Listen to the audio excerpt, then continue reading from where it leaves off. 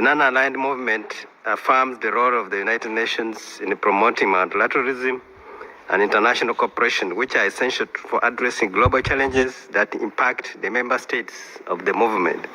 In this context, I raised the following questions.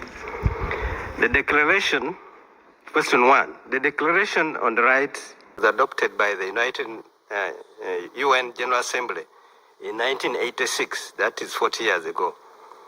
What is your position on the right to development, and how would you advance its implementation within the UN system when you become the next Secretary General?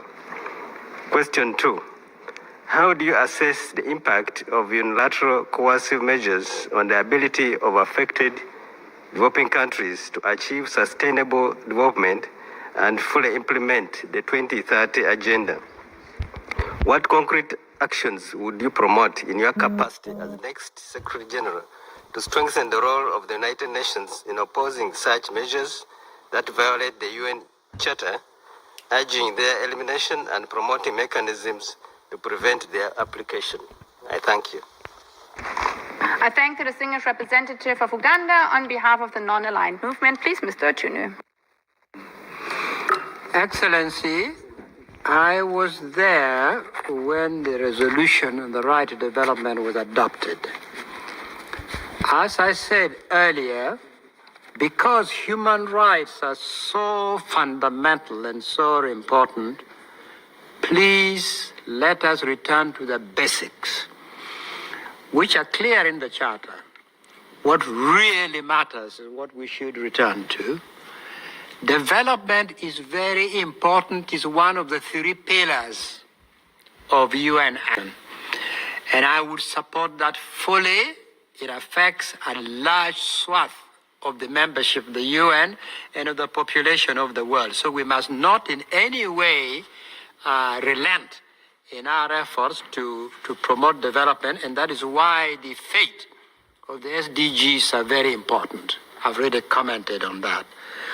I've commented on the rule of law, all aspects of the rule of law.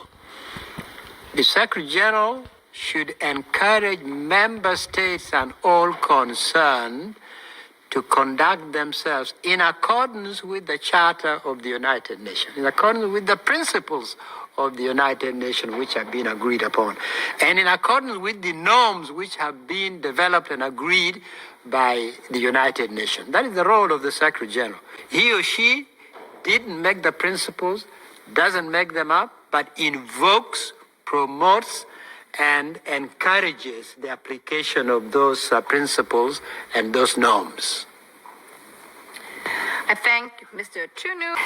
As we have exhausted the allotted time for the first segment, while there are still interest from member states to speak on the first segment, in the interest of time, I invite delegations to proceed also to the second segment to allow sufficient time to hear the candidates' response to the questions related to the 3 pillars of the United Nations: peace and security, development, and human rights, even though we already dived into many of them.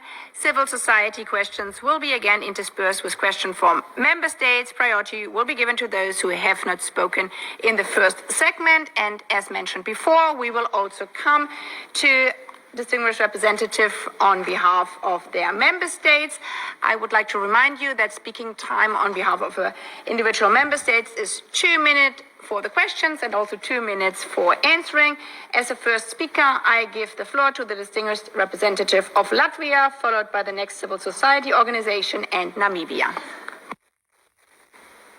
Thank you, Madam President, for convening this interactive dialogue. And thank you, Mr. Otunnu, for your presentation on the vision for the position of the Secretary General of the United Nations and your responses so far. I would like to ask 2 questions. First one on the UN role in mediation, and the second one on the emerging technologies.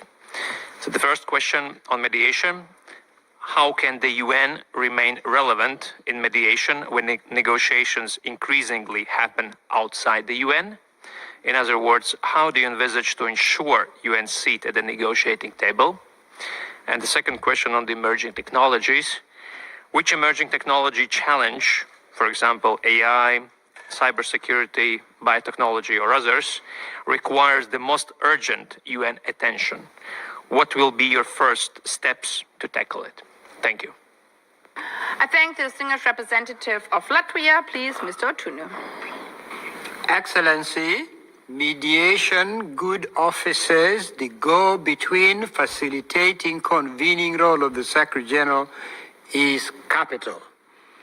That is what the Secretary General is there for. So the Secretary General should always be engaged, should be probing, should be listening patiently, should not be shy to suggest. That is one. On emerging technology, there are various spheres of emerging technology. In my view, the one that right now is most transformational, that will have such incredible impact on society, is artificial intelligence. That is why I think it's so important that the UN should come in, convene the stakeholders, put to them certain issues which are important, and hope that we can come up early with a compact that helps to govern the development of artificial intelligence and transform the world for the better and for everybody. I thank Mr. Otunnu.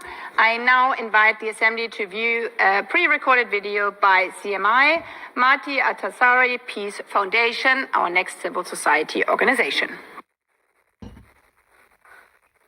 Conflict resolution and mediation happen today more and more outside UN official structures and without UN mandate.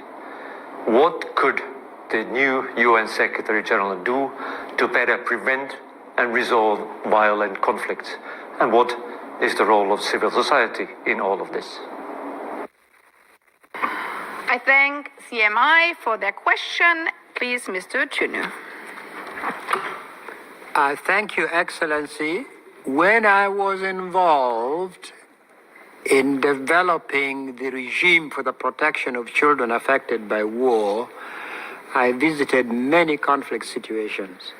I met with civil society groups. I met with parties in conflict, those which may be state actors, non-state actors, all of them. So I have some deep experience how to insert the UN in a way which is appropriate, be of service, and help the parties in conflict or help those who are contesting a particular situation.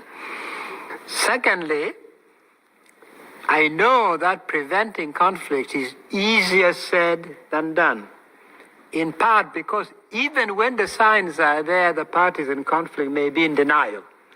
Nevertheless, it is the role of the Secretary General to be engaged, to be prodding, to be suggesting, to be calling attention to what requires action.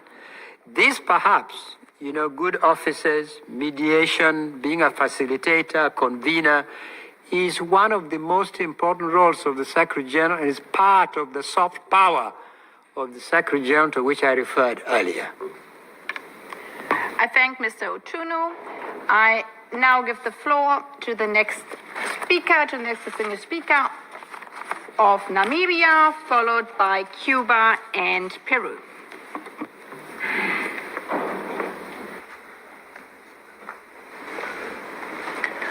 Thank you, Madam President. In September 2024, world leaders adopted the most wide-ranging international agreement in many years, namely the Pact for the Future. The pact has brought renewed impetus towards the implementation of the SDGs. This notable agreement has reinvigorated the multilateral system and has given direction in a number of important global multilateral thematic issues.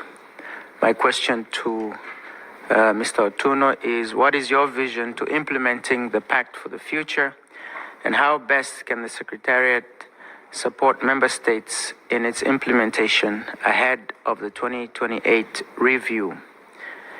Secondly, in the Pact for the Future, world leaders agreed that Africa should be treated as a priority and a special case as far as the reform of the UN Security Council is concerned. What is your understanding of this unique decision taken by member states, and how would your office support its implementation? Lastly, what would be your plan to making the international financial architecture more representative and fair, as borrowing rates for Africa are much higher than other parts of the world, thereby structurally disadvantaging Africa's development? I thank you. I thank the distinguished representative of Namibia. Please, Mr. Otunnu. Thank you, Excellency. In terms of reorganizing and restructuring international financial institutions, I do not believe that the Secretary General would have a key role there, but the Secretary General, nevertheless, must always be ready to suggest, draw attention to some of the historical imbalances, draw attention to vulnerabilities, so that those who are at the table and make the decision would take these into account. In terms of what the Pact for the Future says about Africa's outlook on reform of the Security Council, perhaps, Africa outlook is partly determined by what is viewed by Africa as a historical imbalance. But as I said earlier, reforming the Security Council is not the primary role, doesn't belong to the Secretary General. Even though the Secretary General should encourage, should draw attention to factors to be taken into account, and should try to encourage some kind of a consensus to emerge. The main discussion in the processes which are already in place, the intergovernmental process in place, is really between the member states, especially the permanent five, and the rest of the membership. The Pact for the Future was a very important landmark document.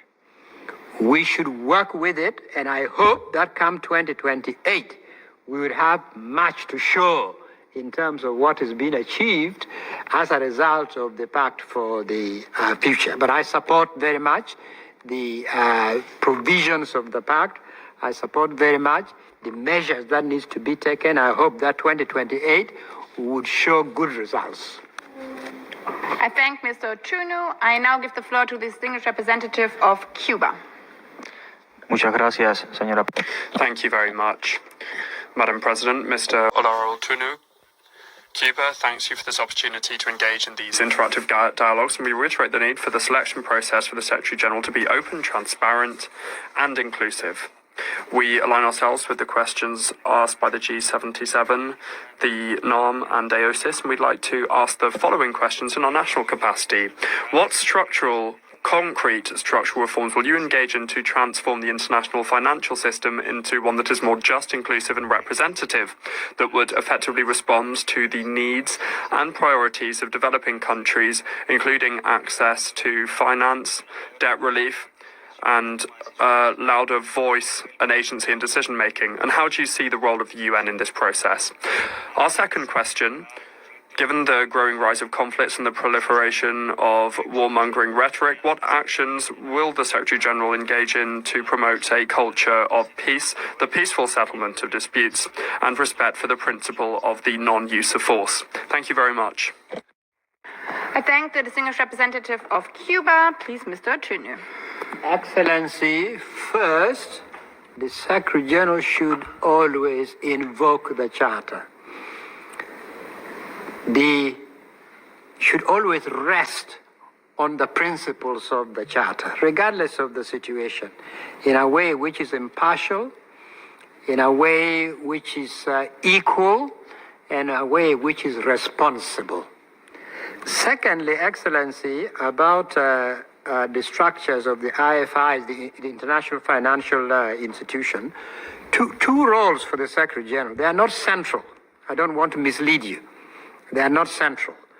But they are nevertheless important roles to be played by the Secretary General. One is advocacy, using the moral platform of the Secretary General, using the soft power of the Secretary General to sensitize, to highlight, to underscore the important factors that should be taken into account by the decision makers.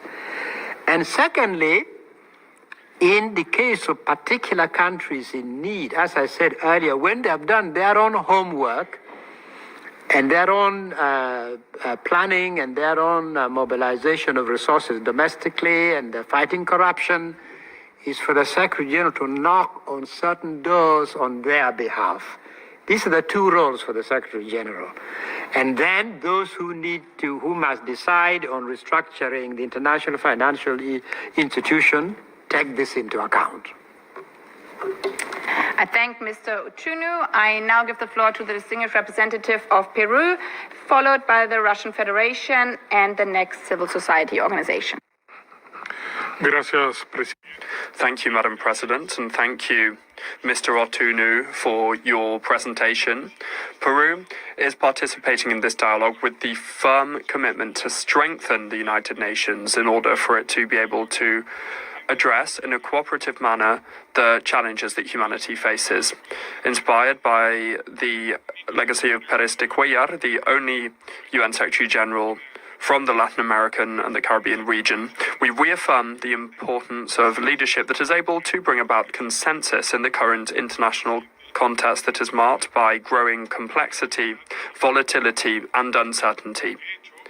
In fact, my delegation wishes to recognize that Mr. Otunnu was a key stakeholder in the election of Ambassador de Cuellar,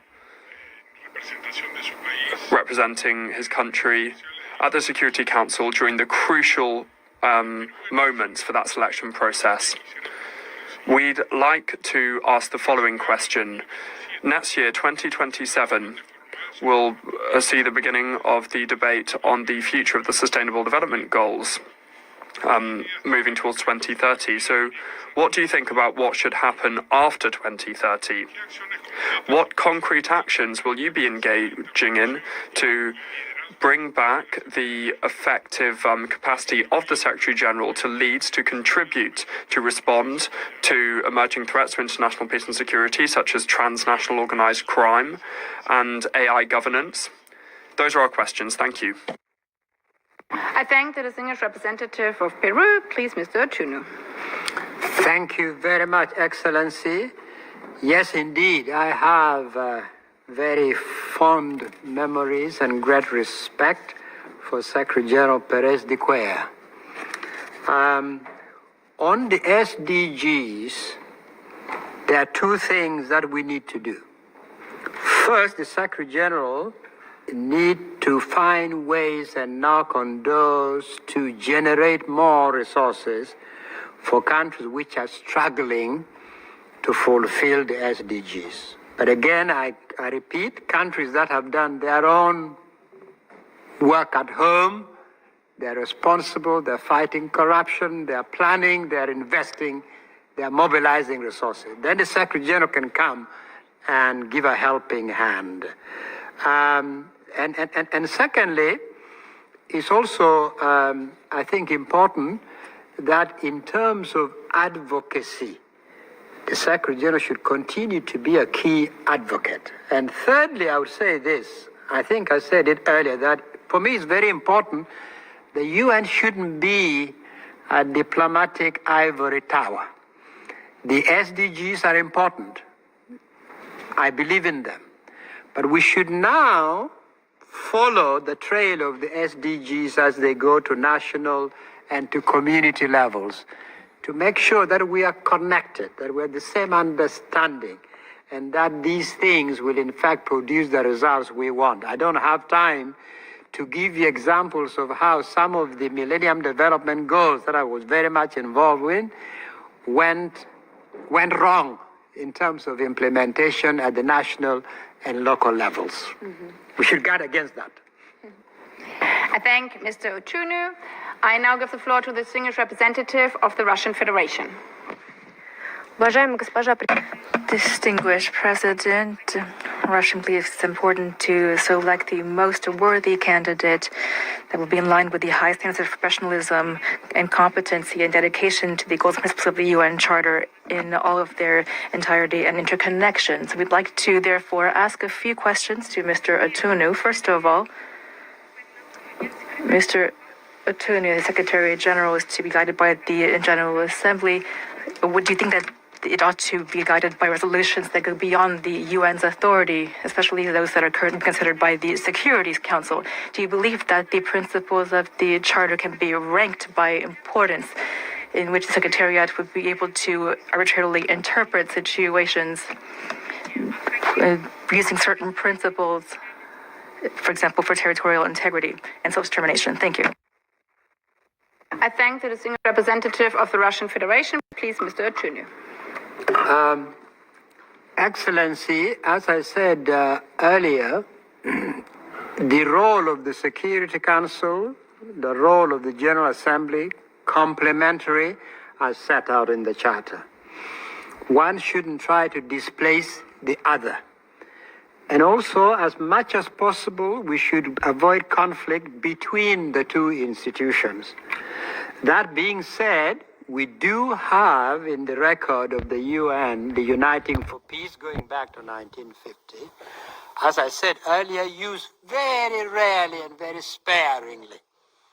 And as Secretary General, I'll do everything to make sure that we bring back cooperation, cordiality between these two important organs of the United Nations, the Security Council and the General Assembly, and even among the Security Council members. I thank Mr. Otunnu. I now give the floor to the next civil society organization, the African Development Interchange Network. Please, you have the floor. Thank you, Madam President. For 80 years, the United Nations has never been led rights of women and girls. Sorry, can we stop the time and you repeat because we could not hear you? I think the microphone was not working. If you could just start again and we put the timer again as well. Thank you. Thank you, Madam President. For 80 years, the United Nations has never been led by a woman.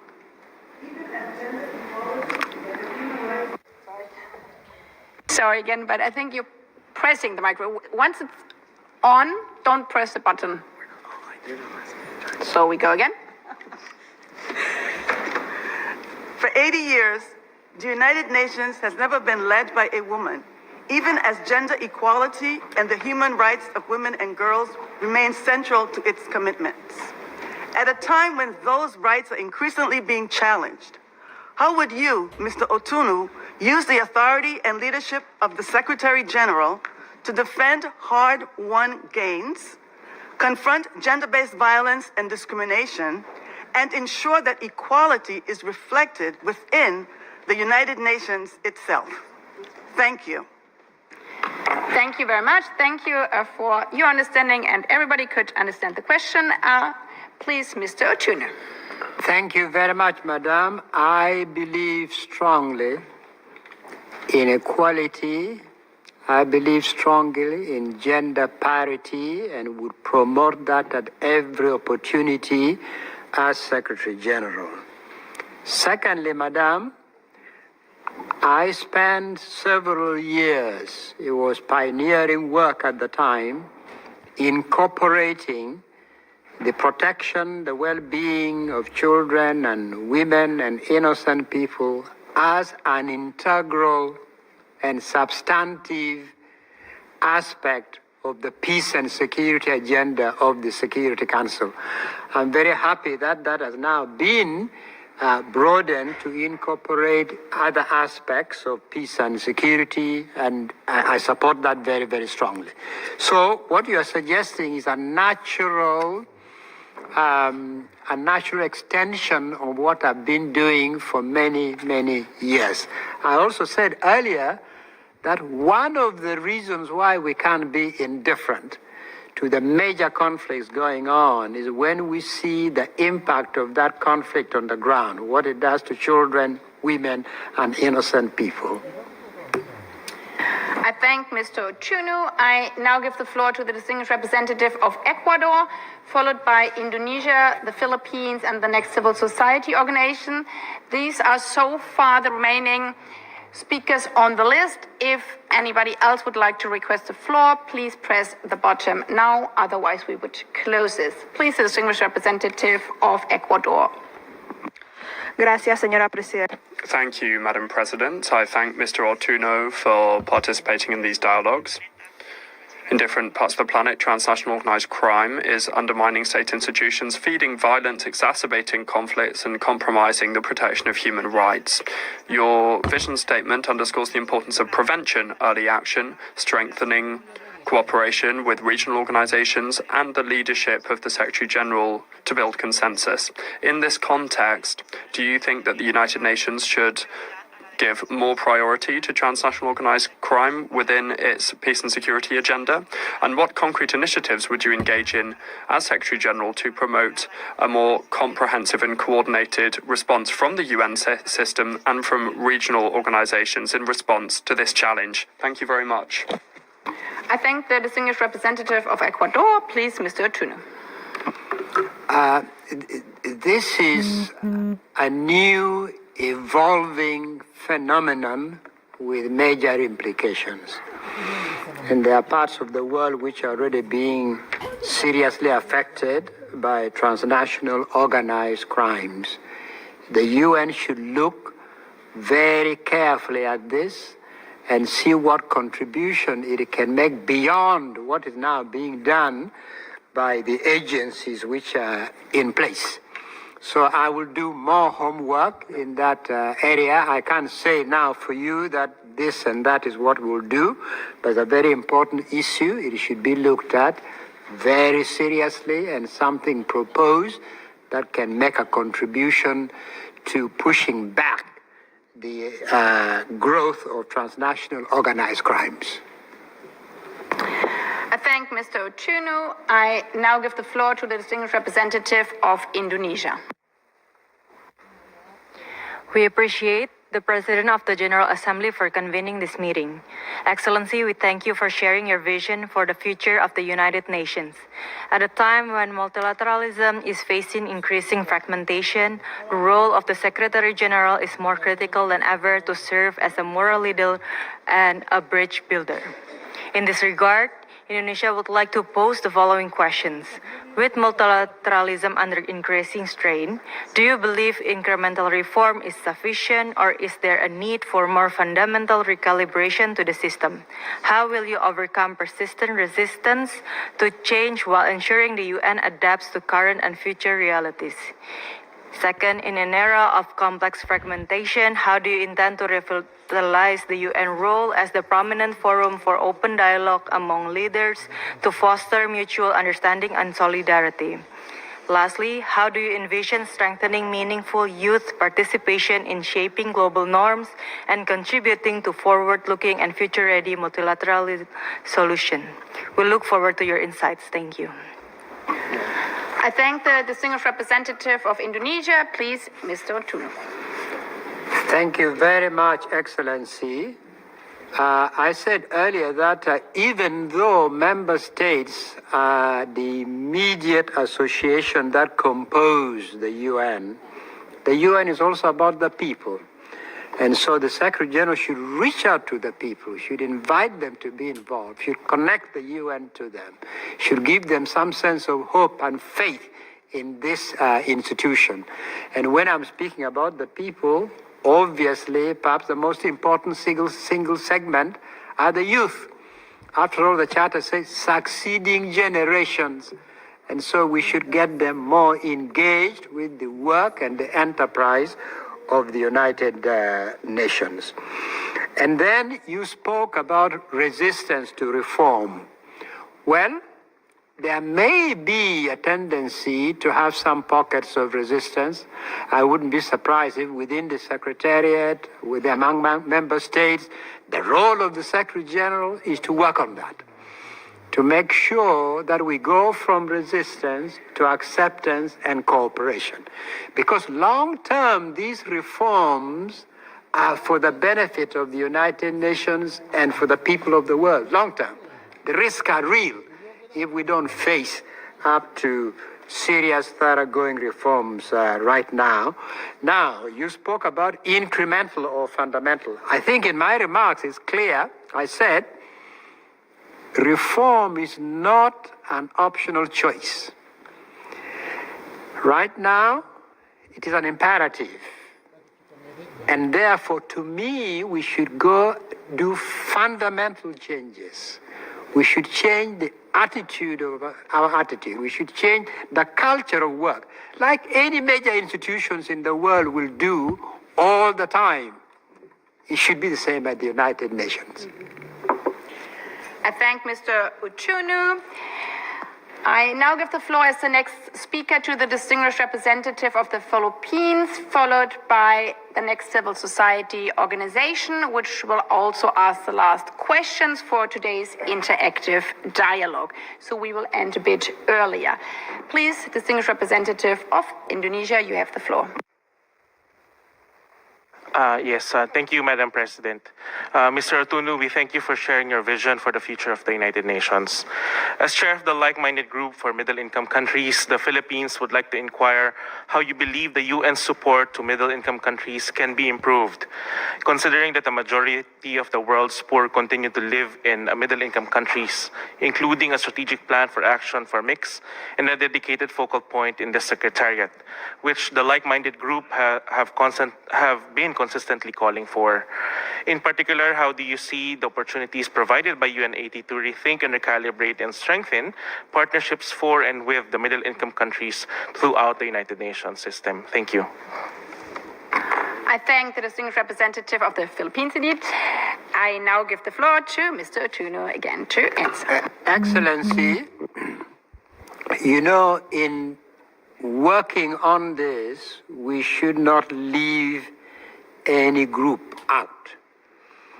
For example, quite rightly, we have been putting emphasis on the most vulnerable countries, least developed countries, island countries, for understandable reason. But we must not leave out of the picture middle-income countries that have done relatively well. We want them to do even better. So as Secretary General, I would remain engaged with their development. I would remain engaged with their concerns. I would be advocate for them as well. I thank Mr. Otunnu.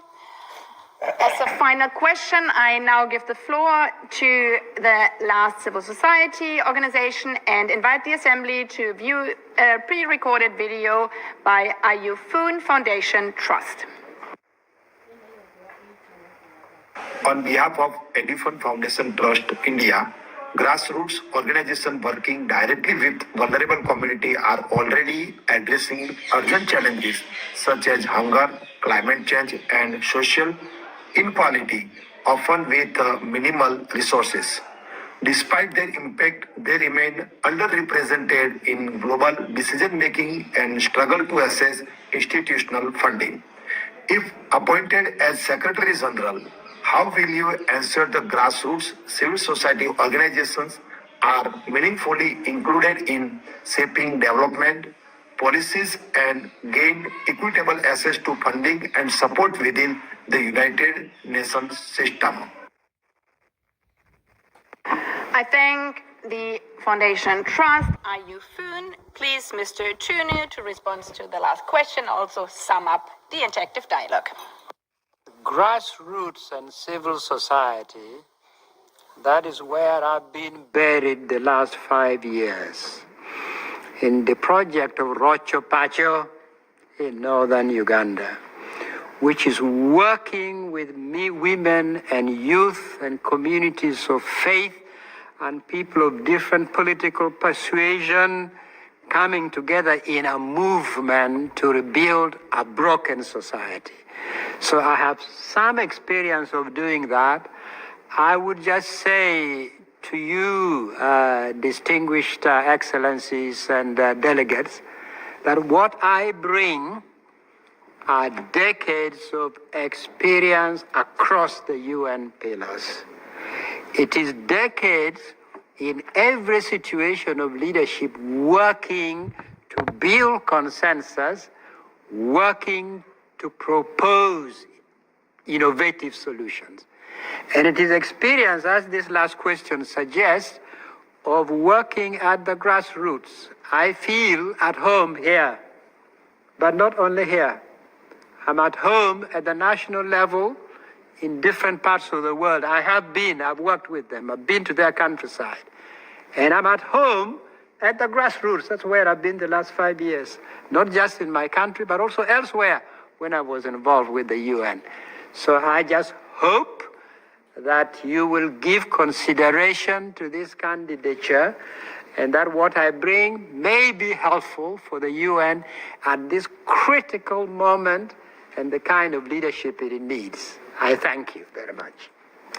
I thank Mr. Otunnu. We have come to the end of this interactive dialogue. I would like to thank the candidate, you, Mr. Otunnu. I would like to thank you, all delegations and distinguished representatives, for your participation and your contributions. As announced in my letter at the beginning of the week, we have another interactive dialogue tomorrow as we have another candidate. So we will be back tomorrow. I wish you all a good day. The meeting is adjourned.